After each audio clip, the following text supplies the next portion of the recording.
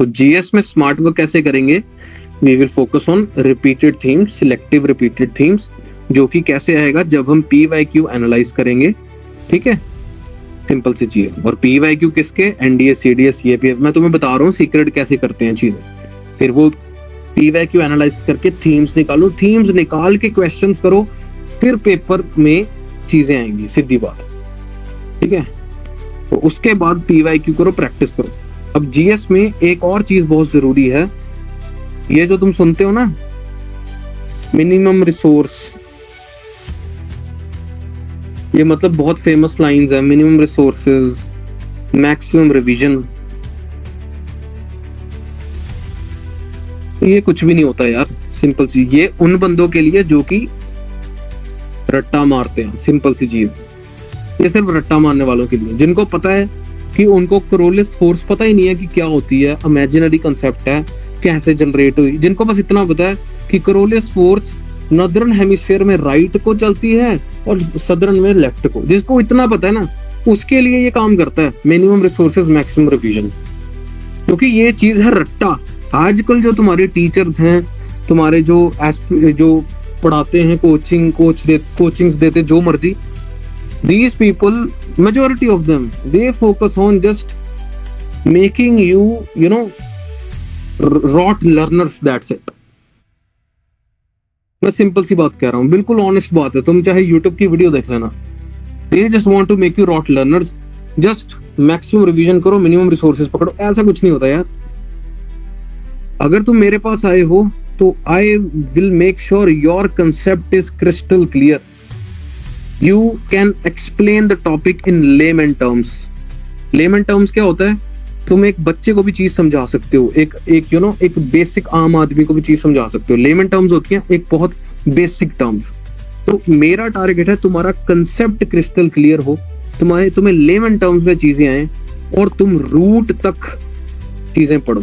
तुम्हें पता होना चाहिए कि वॉल्केनो की रूट क्या है, वॉल्केनो आया कहां से, क्या चीज है, कोरोलिस फोर्स क्या है, कैसे, मतलब हाउ डिड इट ओरिजिनेटेड, कैसे। I want to make sure that you guys clear your concepts, you guys learn things in a very simple layman terms, ठीक है। और तुम्हें ताकि 1-2 रिवीजन्स में तुम सेट हो जाओ। अगर तुम कोई चीज को बहुत ही बेसिक लैंग्वेज में सीखते हो, बिल्कुल कंसेप्ट क्लियर करते हो, तो मुझे नहीं लगता कि तुम्हें बहुत सारी रिवीजन्स करने की जरूरत पड़ेगी। You have to revise it once और ट्वाइस और थ्राइस, दैट्स इट, ज्यादा नहीं। 10-10 बार रिवीजन करने की जरूरत हमें पड़ती नहीं है। तो if you are with me, if you are studying in Aarambh, simple सी चीज है, number 1, I want you guys to gain knowledge. मुझे तुम्हें तोते नहीं बनाना, मैं तुम्हें पहले बोल रहा हूँ। I don't want to make you guys a parrot, simple सी चीज। I want you guys to gain knowledge. ये नॉलेज तुम अपनी SSB में भी इस्तेमाल करो। आई डोंट वांट कि तुम बस रिटन क्लियर करो और बात खत्म। I want you guys to go into academy. I want कि जितने भी लोग मेरे रिटन पास करते हैं वो सभी रिकमेंड भी हों। तो use your knowledge, gain knowledge. Number 2, clear your concepts. I want you guys to clear your concepts, to go to the roots of a thing. उस चीज के बारे में roots तक जाओ। I want you guys to literally scratch the surface. बिल्कुल surface तक जाओ, roots तक जाओ, उसकी concept सीखो। I want you guys to be interested in whatever I am teaching.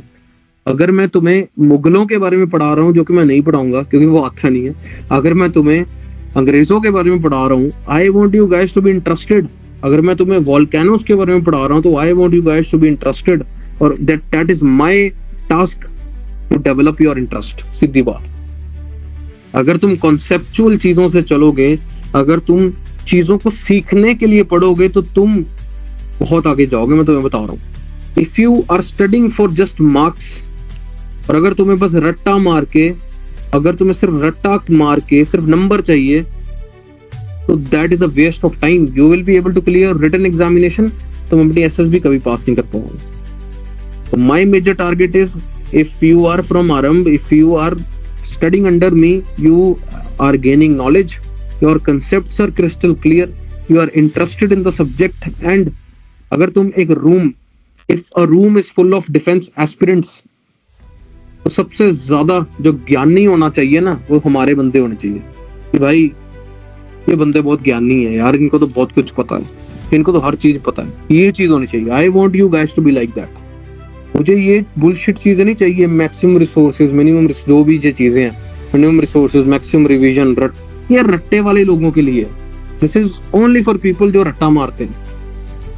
मुझे चाहिए अगर तुमने एक चीज पढ़ ली है तो चाहे उसकी 10 किताबें पढ़ो, चाहे उसकी 4 पढ़ो, 5 पढ़ो, पर उस चीज को रूट्स तक क्लियर करो। क्रोलिस फोर्स अगर मैंने तुम्हें पढ़ा दिया है तो क्रोलिस फोर्स की रूट्स तक पता तुम्हें, और तुम उस चीज के नोट्स बनाओ और उसको रिवाइज करो। ये चीज चाहिए मेरे को। अगर मैंने तुम्हें क्लाइमेटोलॉजी पढ़ा दी है, अगर मैंने तुम्हें एटमॉस्फेयर पढ़ा दिया, तो मुझे रूट्स चाहिए उसके कि भाई ट्रोपोस्फेयर किस पे डिपेंड करता है, इक्वेटर में क्यों ज्यादा है, पोल्स में क्यों कम है, सब कुछ पता होना चाहिए तुम्हें। तो नो रट्टा, ओनली कॉन्सेप्ट्स। तुम्हारे में से अगर कोई भी ऐसा बंदा है जो कि रट्टे मारने पे भरोसा रखता है, तो मैं बता रहा हूँ अपने मेथड्स चेंज कर लो। Just focus on the concepts. Concepts क्या होता है? Why of the thing. If you are trying to know the why of a thing कि ये कैसे हो रही है चीज, then your concept gets clear. तो व्हाई ऑफ अ थिंग पे फोकस करो।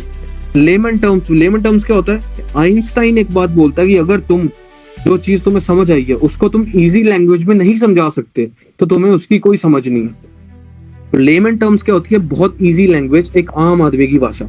अगर तुम्हें एक कॉन्सेप्ट क्लियर करना है तो उसका वाई समझो, उसको लेमन टर्म्स में समझाना सीखो और उसकी 1-2 रिवीजन करो, खत्म। ये बुलशिट चीजों पे पढ़ने की कोई आवश्यकता नहीं। सिंपल सी चीज बता रहा, ठीक है? तो this is how we will do GS. We will focus on selective repeated themes, we will do smart work, we will do PYQ analysis, we will do practice, ठीक है? And we will focus on concepts, layman terms. And एक और चीज, we will focus on question solving aptitude, QSA। What is this? This is कि भाई MCQs में तुम कैसे स्मार्ट वर्क करके एलिमिनेशन कर सकते हो। How do you eliminate the options? तुम कैसे रिलेट कर सकते हो चीजों को, तुम कैसे डिफरेंट सब्जेक्ट्स की इंटर पर्सनल रिलेशनशिप बनाकर सब्जेक्ट को सॉल्व कर सकते हो तुम, ठीक है? It is QSA। ये कब आएगा? जब तुम कॉन्सेप्ट्स क्लियर कर लोगे। It will come when you will clear the concepts, number 1, and number 2 when you will focus on the practice. तो ये चीजें तब आएंगी, ठीक है? तो सिंपल सी चीज है। I will repeat again, I do not want anyone to believe the notion that minimum resources maximum revision, because that is for people जो रट्टा मारते हैं। That's it. I want you guys to focus on concepts, because अगर तुमने एक बार एक चीज को अच्छे से समझ लिया तो मुझे नहीं लगता कि तुम्हें 1-2 रिवीजन से ज्यादा फोकस करने की जरूरत है। तो just focus on grasping a subject on the first go. ये हमारा टारगेट रहे, सिंपल सी चीज, ठीक है?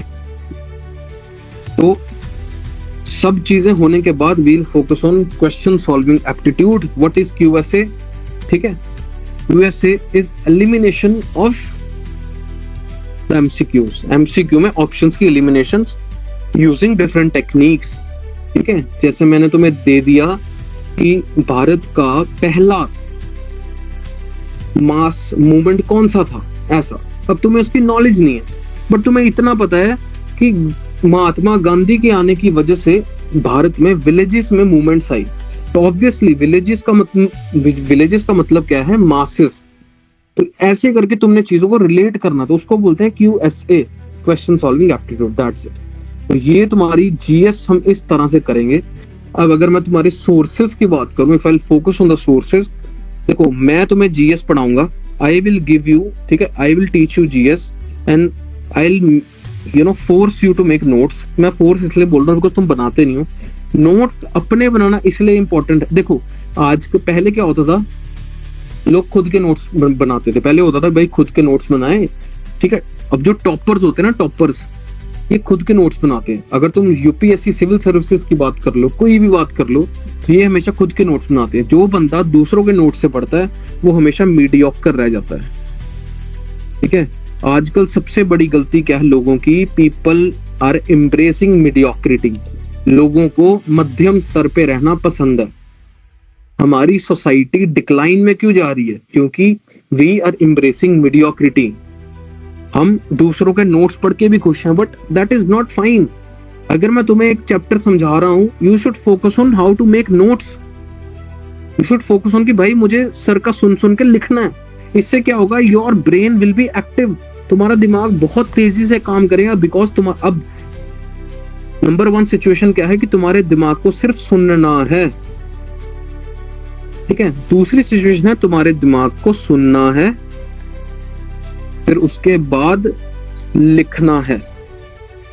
तो obviously this will make your brain more active. Your brain will be on toes every time. Note making is that's why so important. और अपने हाथ से लिखी गई चीज जब तुम रिवाइज करते हो तो रिवीजन में कम से कम 75% टाइम डिक्रीज हो जाता है। You take less than you take 75% less time than you take if you are revising someone else's notes or if you are revising a book. तो खुद के नोट्स बनाना, अगर मैं ज्योग्राफी कराऊंगा तो खुद के नोट्स बनाओ। If you are making your own notes, then you are already exceeding so many people. You are already leaving behind them, because 95% of the aspirants will not be making any notes. आजकल digital notes का जमाना है। आजकल लोग इधर उधर से notes पढ़ते हैं। तो तुम्हें कुछ टाइम के लिए ऐसा लगेगा कि भाई मैंने तो सब पढ़ लिया, बट तुम रिटेन नहीं कर पाओगे। You will never be able to retain.